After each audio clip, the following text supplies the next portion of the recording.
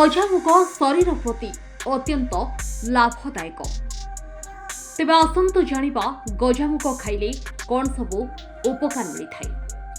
आजिकाली आमी जो खाद्य खाउछु ताहा पाटी को स्वादिया लागुछि ओ पेट पुरुछि सत, किंतु शरीर को आवश्यक विटामिन और मिनेराल मिल पारु नाही। तेणु आमर रोग प्रतिरोधक शक्ति ह्रास पाउछि, फल सहजरे आमको रोग धरी देउछि किंबा रोग हेले आमे ताहार प्रतिरोध करि पारु नाही। किंतु आपण आश्चर्य हेबे जे आम हाथ पाहांतरे एभली किछि खाद्य अछि जहा खाइले आम शरीरर विटामिन अभाव दूर होइजिवो, ता हेउछि गजामुग। आजिकाली बजारे मिलुवा फास्टफुड टिफिन अपेक्षा यह बहुत अधिका गुण रे भल। एथिरे प्रोटीन मिनेराल विटामिन भरपूर होई रही थाए। प्रतिदिन मॉर्निंग वॉक बा व्यायाम सारी यहाको खाइले फायदा मिली थाए। रोग प्रतिरोधक शक्ति बढ़ाए गजामुग। गजामुग खाइले शरीरर रोग प्रतिरोधक शक्ति वृद्धि पाई थाए। गजामुगरे vitamin B, vitamin C, vitamin K, vitamin B6 रही एवं मैग्नेशियम, कपर, फाइबर थाए।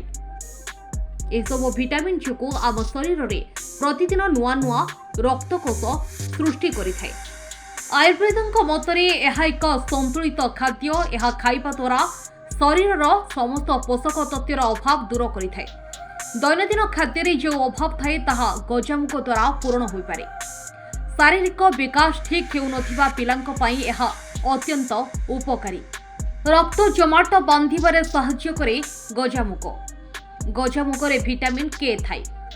विटामिन के आम शरीर पई अत्यंत उपकारी उपादान। यह रक्त को तुरंत जमाट बांधिबारे सहाय्य करे।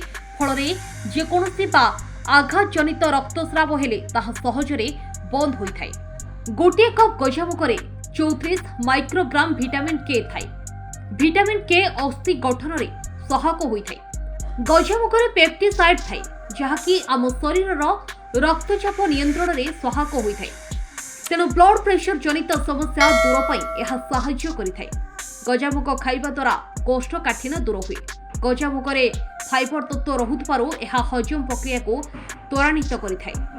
अकाଳରେ केश झड़िबा आजिकाली युवगोष्ठी मानक पई चिंतार कारण होइछि। प्रतिदिन गजामुग खाइबा द्वारा अकाଳରେ बाल झड़िबा कमी जाए। गजामुगरे विटामिन सी रहुथबारु केश मूलरू मजबूत हुए। तेणु केश झड़िबा बंद हुए।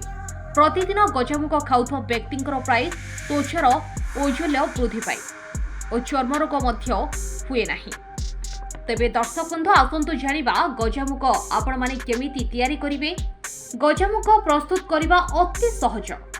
एहाको 6 ରୁ 8 घंटा पानी रे भिजाई दियंतु। तापरे छाणी एक कपड़ा रे बांधी दियंतु। यापरे एयरटाइट जार रे रखी दियंतु। 2-3 घंटा मध्य मुग गजा होइजिवो। आजिकाली बजार गजामुग मध्य बिक्री हेलानी। सकाळ फास्टफुड खाई रोग किणिबा अपेक्षा एहाको खाइबा श्रेयस्कर।